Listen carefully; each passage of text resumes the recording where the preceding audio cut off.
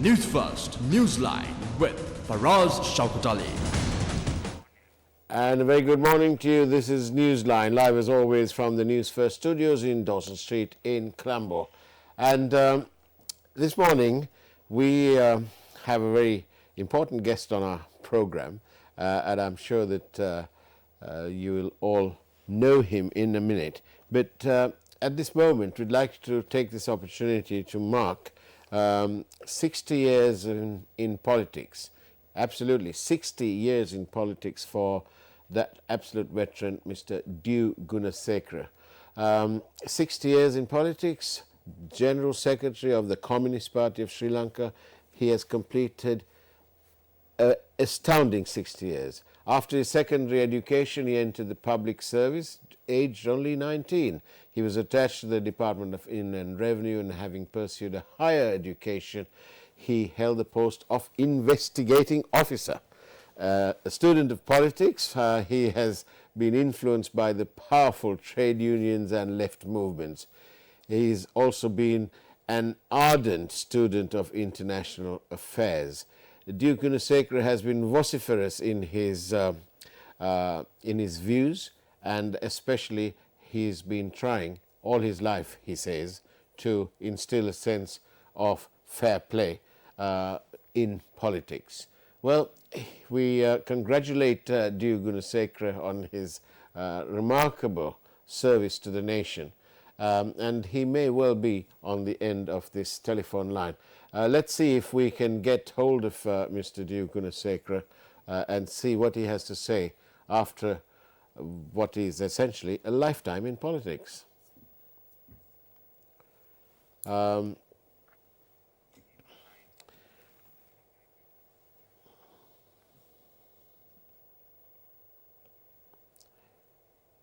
a very good morning to you, Mr. Dew. Good morning, Faraz. Thank you very much, and many congratulations on you marking 60 years in politics.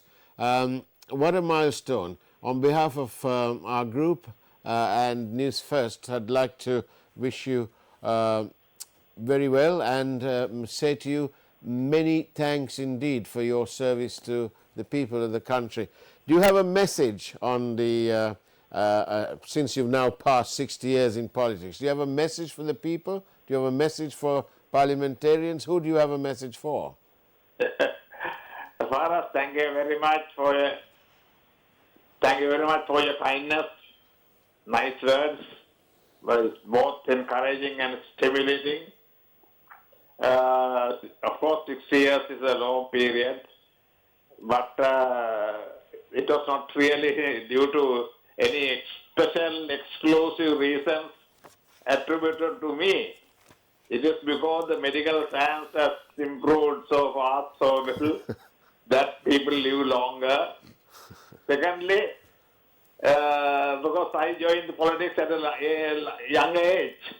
That is the only reason, not special, exclusive reasons, which my predecessors, other political animals, were not blessed with. So my message here to the country, we are in a deep crisis, and it's a prolonged crisis, an unprecedented crisis. The country is almost ungovernable, and in my view, that is that these things arise from three sources. We have a number of crises: economic crisis, political crisis, social crisis, cultural crisis, then constitutional crisis, parliamentary crisis, cabinet crisis, PM and president conflict. All these are there, but fundamentally they all emerge from three main fundamental objective factors. First is the global challenges, global trends, global developments, and beyond our control. Secondly, our economic strategy initiated in 1978 is total failure. Third, the 1978 Constitution had brought disasters and Dr. N.M. Perra, who professed it in the sick bed without seeing how it was working, and he predicted, and today he has been proved right, and that is sometimes the message. Therefore, I think we'll have to rethink. New political program is necessary. New. Alut Vedapilivelak. It should be a scientific one. It should be pragmatic one. It should be some practicable. It should be the people, pro-people. Unless the responsibility lies mainly on the two major political parties or political alliances in the country. This stark truth has not been comprehended. This is my view. This is the message. Even though it is late, this message I would try to offer to the people to consider. Dear Gunasekara, thank you very much for your words of encouragement and your words of counsel. I wish you very well, and I hope and pray that you will continue to serve the people for many more years to come. Thank you very much.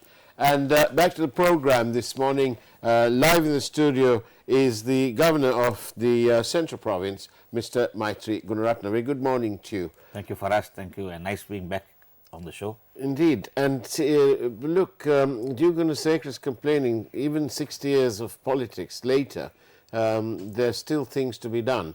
Do you feel a bit like that yourself in your job as the Governor? Yeah, a lot needs to be done for us, but what I can say is it is a pity that people like Mr. Colvinar de Silva, Mr. N.M. Pereira, Mr. Peter Kenaman, Dev Gunasekara, all of them join the the left parties instead of joining the main political parties in this country. I feel if they were either in the SLFP or in the UNP, they would have made a huge contribution, because essentially these people are very honest, and come what may, they have stuck with their principles. Now, Mr. Dev Gunasekara in the Communist Party has been there, hell or high water. He has stuck there. So, if we had these politicians in the mainstream political parties of this country, our destiny would have been completely different. Unfortunately, they were always parts of a coalition government, and no one paid any serious interest in whatever they had to say. But basically, they have been honest and very good politicians who have spoken on behalf of the country and not changed their political stance for a small pittance or a measure of pottage. And we see Mr. Gunasekara spoke about several conflicts. Yes. He mentioned the 1978 Constitution. He didn't mention the 19th Amendment, but perhaps that is the 19th Amendment to that 78 Constitution. Yeah.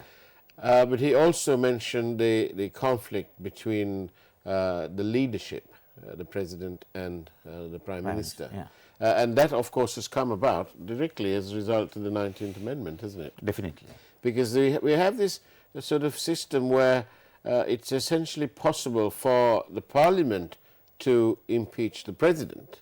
But if the President, as we can see through the what happened late last year, the President can't seem to change the Prime Minister if he's unhappy with performance. No, the issue was for us there the Prime Minister whom the President appointed couldn't get the numbers, and of course then the Supreme Court also decided otherwise. Yeah. But basically, I feel that when you tamper with the Constitution, even the 77 Constitution, why they had to tamper was because of the reign of Mr. Mahinda Rajapaksa 10 years. He started to tamper and increase his powers. So that was the 18th Amendment which was brought in, which was totally detrimental to the country. And then they wanted to, the Yahapalana government came into power saying that they are going to restrict the powers of the President, which this President was able to do. All of the his predecessors only promised that they are going to reduce the powers. Okay. But he actually and factually, Yeah. within a course of 3 months, Yeah. he reduced his powers Yeah. by bringing the 19th Amendment. Right. So basically, a need which was necessary for some time Yeah. was done during this tenure of this President Maithri Sirisena. Right. So I think that was one promise. Yeah. Although he said that they were going to amend the constitution or amend the scrap the executive presidency. Yeah. Now I feel that would have had to go before the referendum. Yeah. But what he promised was anything which doesn't need to go for all changes which doesn't need to go for a referendum.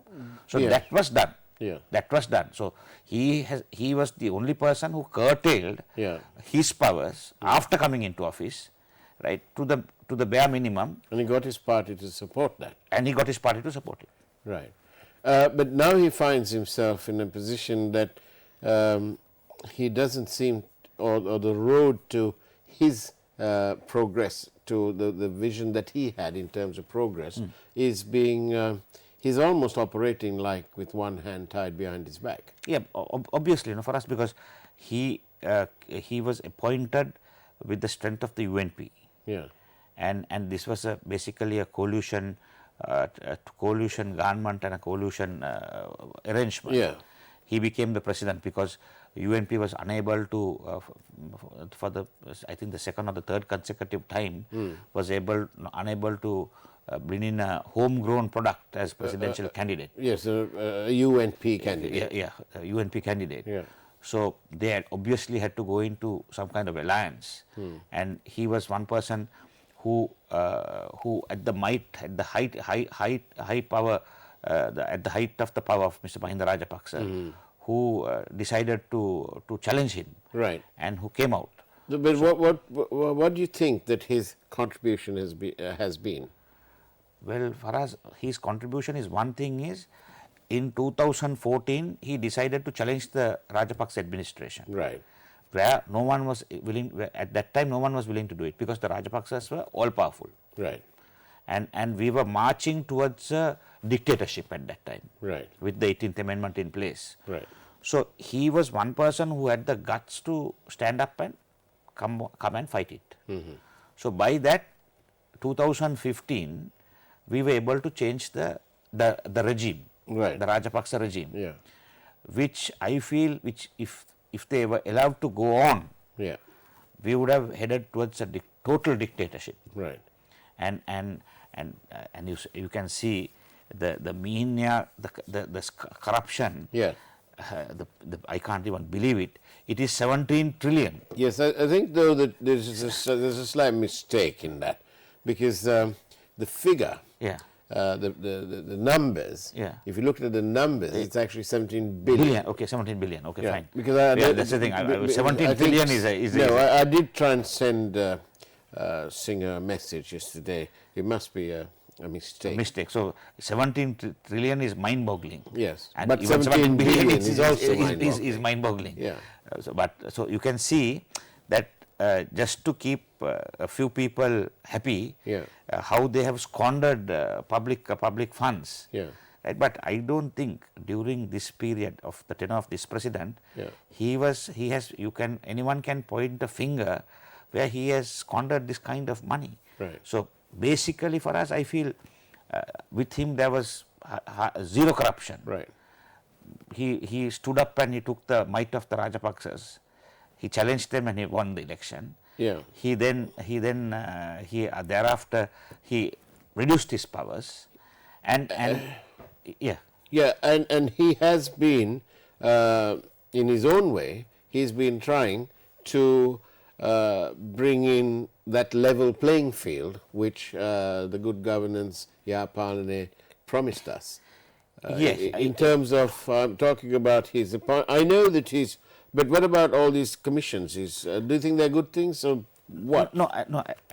The commissions for us, at least, we'll say the bond commission. Yeah. Now the bond commission has bought out the culprits, and they have bought the evidence which they have against all these people. Yeah. But unfortunately, the commission report did not prescribe as to what needs to be done. Right. So that was a bit half-baked. it was a bit half-baked. Yeah. Now even the the Lanka commission, Yeah. I mean, now he has put the commissions, they are independent, impartial commissions which have come out with so many facts about what has happened. But will those people responsible in all these different commissions, will they be held accountable? No, so that is is it going to be left to the karma? I think no, that is totally unacceptable. Yeah. For leaving things to karma. Yeah. But I think in with regard to the Lanka commission, Yeah. There is enough material Yeah. with regard to waste of public funds, Yeah. and I think they should be prosecuted under the Public Property Act. Right. All of those people who have squandered the public funds should be prosecuted under the Public Property Act, and the AG should be able to file charges. Is it a good combination, Sirisena and Dapula de Oliveira? Yeah, I can't see anything. You can't fault it. I can't fault it because Dapul also has been quite straightforward, and even at the Bond Commission, Yeah. he performed quite well. Right, but we do see a series of events happening now where the AG's department have asked the IGP, the acting IGP, to act, including against the sitting IGP Yeah. and former Defence Secretary. Yeah. So that's Right. At least better late than never. right. So will we eventually, because at the beginning, we had the system where they were going after the little fish, the traffic policemen, that's right. the constables, the SIs, Yeah. and then comes they went off to the SSPs and the DIGs, and now they've reached the level of IGP. Yeah. If this trend carries on, and if Mr. Sirisena is being can manage another term, or if he'll get another term, perhaps we may end up the way South Korea did, and where they've actually convicted and jailed five former presidents of their country. No, actually, for us, if that can happen, it is good. But I mean, being fair, during the last 4.5 years, things have been very, very slow, and I mean hardly anything has happened with regard to corruption. I mean, it has to be accelerated, and at least now, with regard to the April 21st, the incident, the bomb blast, which some people who are responsible should be taken in, and some are saying, I mean, even the president is responsible, but the fact is, for us now, we'll say you take a police station, OIC of a police station. Yeah. Right now, if he gets information with regard to a murder or some kind of crime, what he has to do is he has to take immediate action to prevent the crime. Right? And if that guy also says, no, I have sent it to my ASP and I'm waiting for instructions from my ASP, then crimes are going to happen ad hoc, and there is going to be total lawlessness in the country. So I think even in this instance, where the IG and the Defence Secretary got this information, first of all, they should have acted forthwith and seen that the disaster or the issue is addressed and prevented. But what they do is they just pass the buck. They have been passing the buck, and government servants are very, very famous of passing the buck and not taking the responsibility. They want someone else to take the responsibility. As governor, and talking about this conflict, seeming conflict between what the president wants to do and what he's being permitted to do by his prime minister, thanks to the 19th Amendment, which even the people who were involved in drafting it, like that Dr.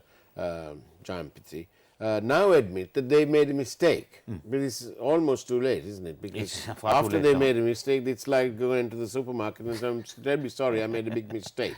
Do forgive me. Yeah. But the laws are still in place. Anyway, in between all this, do you think that it's a good job that we have a president who is opposing these agreements with these foreign powers? No, for us, one thing is this.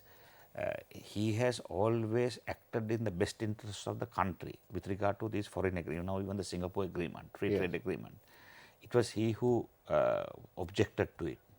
And now even this new thing which has come, the SOFA, even the SOFA, I mean, he has publicly said that he's not going to sign it. Yes.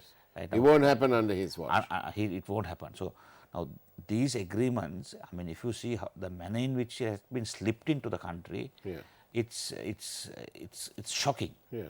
Right. And the US, the ambassador to the US at one time, he comes back here as foreign secretary, then he gets involved in this whole affair. He brings the slips the agreement through the cabinet, and then thereafter he lands up. Then when president realizes it, when president realizes that this is the culprit, this Prasad Karyavasa is the culprit, he removes him. Yeah. He removes him. Oh, right. And then he ends up, the guy who slipped it in, ends up with Mr. Karuja Ashuri as his international advisor. Paid by the Americans. Paid by the Americans. So you can see how the operation is taking place, and they are sending even to the cabinet. It has been rushed. That agreement was the ACSA agreement. Yes, the AXA, yeah. AXA agreement. Now that agreement, they rushed it through cabinet. Yeah. And what they wanted to do was to somehow get this in place. Yeah. And then thereafter is now they are trying to bring in the SOFA. Right. They are trying to bring the SOFA. So the architects of this whole thing are in key places, twisting the arm of various people. Now I saw that the former Defence Secretary, Mr. Maithri Gunaratne, even he has come and said that there has been tremendous pressure cast upon him to push this through. Right. And defence agreements, it's a shocking thing that the foreign ministry is handling defence agreements. Then we may as well close the Ministry of Defence and give it to the Ministry of Foreign Affairs. Yes, or the Ministry of Fisheries. Fisheries for that matter. Yeah. So these are issues which the current government will have to come and answer to the people of this country. Right. But do you think that all these, now we have a series of indictments or proposed indictments from the AG's department in the matters to do with the bond, the matters to do with the avant-garde matter, and so on. Do you think these are mere political electioneering gimmicks, or do you think that there's some... For us, the timing is wrong. The timing, with the timing it has come out at this time, I mean, it looks like it's going to be some kind of election gimmick. Yeah. But I'm quite positive that the AG, if he is going to indict, he will make sure that there is enough evidence to secure conviction. Right. And do you think that, what's the report card look like? Of whom?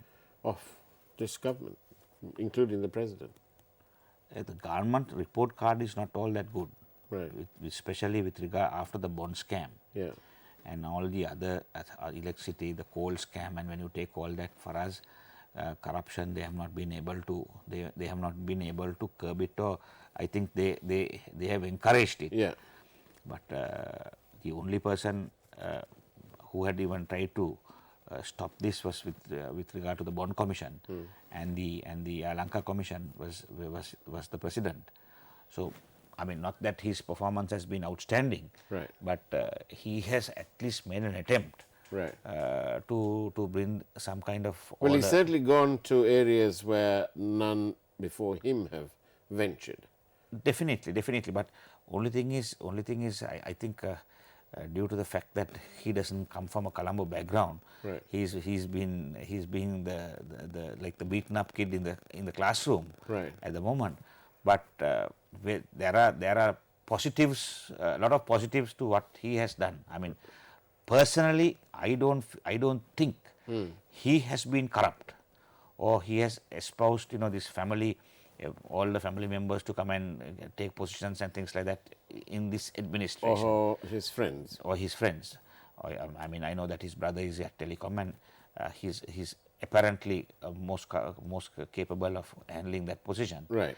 But other than that, I mean, the previous regime, it was a full family rule.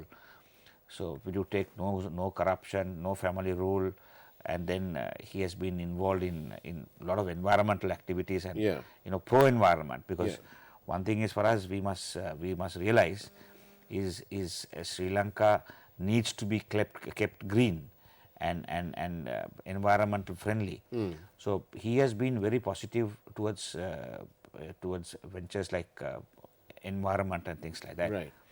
And then restoration of democracy. Now, if you take the freedom people are enjoying, Yeah. and even the media freedom, I mean, I don't think there has been any person, any politician who has been defamed so much on Facebook and on various other media devices like the president, and he's quite cool to the whole thing. Right. He accepts it in the true spirit it is intended, and he's boxing on.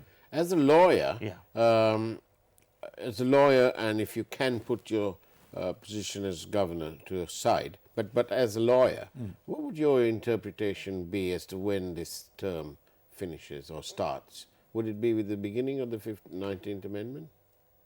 I, of course, feel for us it should be at the beginning of the 19th Amendment. Right. I feel. But I don't know, the Supreme Court has already decided in a previous case where the president has sought some kind of interpretation. Yeah. So I have not had the time to go through that Yeah. before I came for this program. So I feel that has been already decided, and the term will end by October, and the new election will have to be held by December. That's Right. what I feel. And what next? Well, how does this impact on what you've been doing? You've said, you've been on record to say that you've done up in your area. Yeah. You've done more than what has been done in several years. Correct. And how is this looking in Kandy and so on? Well, for us, if you're talking with regard to elections and whether elections are going to stop the process or stall the process or slow the process, I don't think it's going to stop the process or stall the process. It won't. I won't allow it to happen. Right. Elections can come and go, but the government must continue. People must be served accordingly. Yes. So we are fully geared to. Elections is only people voting at an election. Presidential candidates will present themselves to get the vote. But I don't think the government machinery needs to stop, and government officials need to go and do election work. But in the central province, certainly that's not going to happen. We are going to work as usual. Work as usual. As usual. And are you going to? What's the? You travel about as governor. Yes. You must be getting back feedback from the common man. Yes. What are they saying about these foreign agreements? Well, they're totally against it, and they always ask me to tell the president to stop this. Right. So they have some kind of faith that he will intervene and see that nothing against the country will happen. And unfortunately, it has never been the hallmark of the UNP to be against the country and against the interest of the country. But unfortunately, this administration has been they are synonymous with doing various agreements and things which are against Sri Lanka and its interest and its people. So therefore, the UNP is going to have a very hard time to canvass for themselves, because they are perceived as a party which is doing things which is against the interest of Sri Lanka. So that's a very, very sad indictment. But this you are getting feedback from ground level. From ground level.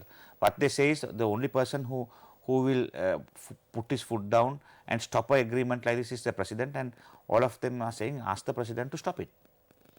So in a way, they are also saying, without saying it, that they want the president to carry on. Well, I don't know whether they convey that message. Right. But they seem to have implicit faith that he will not do anything against the interest of the country. Why do you think this is happening though? Why are they trying to sell our sovereignty? for us, I feel that they think that the Americans can put a puppet president or prime minister in power, and that's what they want. They want a puppet president or prime minister in power. So having messed up during the last 4.5 years, they feel it is difficult for them to go in for an election, and that's why they have not held the provincial council elections, and that's why they delayed the local government elections, which they got the UNP got a licking. Yes. Right, the newly formed Port Tour was able to win about 75% of the councils. So now the last resort is resorting into agreements of this nature, and getting some foreign power to put in a puppet as a president here or a prime minister, and for that foreign power to control the country. But those that was sort of evident when you looked at the Singapore FTA, because the cabinet did ask that after it being sent to the AG, they wanted it to come back to cabinet for final sort of decision. Ratification. Yes, but instead of that, Malik Samaravikrama went ahead and signed it. So that whatever they do for us, they have done it against the interest. Why do you need to slip these things through? Why do you even the Singapore FTA, even the SOFA, it hasn't been they send it to the cabinet without a single translation. Yeah. And I think a bulk of the members of cabinet would be very comfortable reading it in Sinhalese rather than in English. Indeed. So they send the cabinet paper asking for approval hurriedly in English. So why do they need to resort to this kind of tactics? Because it is all in the anticipation that they will be able to get someone to come here and prop them up to hold power continuously without going for any kind of election. And do you think that this will be one of the main ticket items in the for next forthcoming election? Oh, definitely, and I feel all the UNP members of parliament, ministers, will have to come out and openly say whether they are for it or against it. Right. Because if they are going to be silent, that means they are acquiescing with the fact that they are in agreement with this agreement, with this illegal agreements which have been brought to the country. So I feel the UNP hierarchy now. In fact, people like Mr. Karujasuri also will have to come and speak and say whether he is for SOFA or against SOFA. Indeed. If having got the former foreign secretary, ambassador working for him, what was he doing there? Who is paying him? So they will have to come and answer to all these questions. So there's a lot of work ahead for them. A lot of work ahead for them, and they will have to come and really be responsible to the people. Good. Well, we look forward to visiting you in your seat, which is up in the hills. Thank you. Please, you're welcome. We want to come and check up and see what difference you're really making. Definitely. Thank you very much. So that we'll come and see for ourselves and show our viewership what it is. But Maithri Gunaratne, as always, thank you very much for being on the program. Thank you. And that's the way it was on Newsline this morning. Have a wonderful and safe week ahead. Take care, and of course, God bless.